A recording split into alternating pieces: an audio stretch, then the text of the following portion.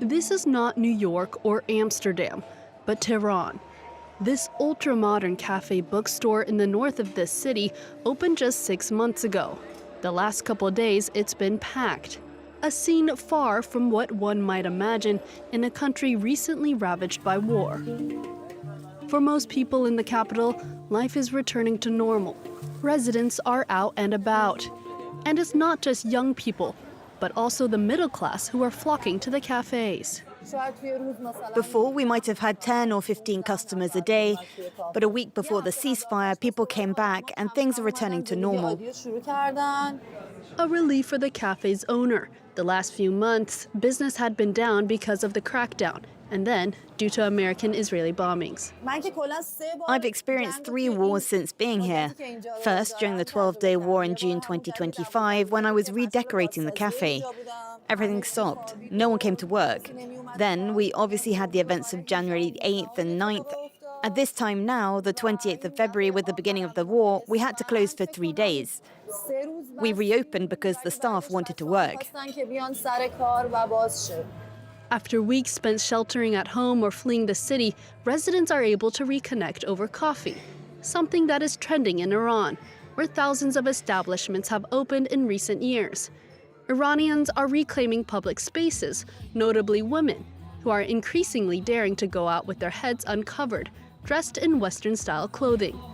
Choices that were unimaginable not long ago, and that this Tehran resident proudly supports. We have paid a hefty price to be able to put the veil aside and achieve what we want. This is a major victory we've managed to secure, and we will defend this victory tooth and nail. We won't give up. Yet wearing the hijab still remains mandatory for women under the Islamic Republic, which cracked down on demonstrations following the death of Mahsa Amini in 2022. This gradual shift away from the headscarf has not, as of yet, sparked a reaction from the authorities. They have even relaxed some restrictions. For example, since February, women are allowed to drive motorcycles, something that was previously forbidden. Another new development: politics is being openly discussed in the media and at some culture centers, like here. Since mid-April, debate evenings have been held each night to discuss the country's current situation with the war in the Middle East. We invite various artists and intellectuals to speak and engage in dialogue. We can listen to different perspectives. We've invited members from the axis of resistance, supporters or opponents of the regime. They sat face to face and talked to one another.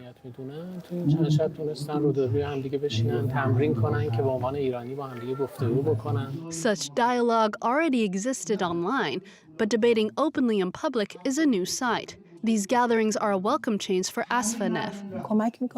This helps give us a better understanding of everything we have lived through, especially during the war. We share our hopes and fears, and it helps us find inner peace. I believe that the world today must be a world of patience, resilience, moderation and dialogue. This gives us more hope for the future. At the same time, the authorities have stepped up arrests of individuals accused of having ties to the enemy, specifically those who send videos to opposition channels, broadcasting in Persian via satellite.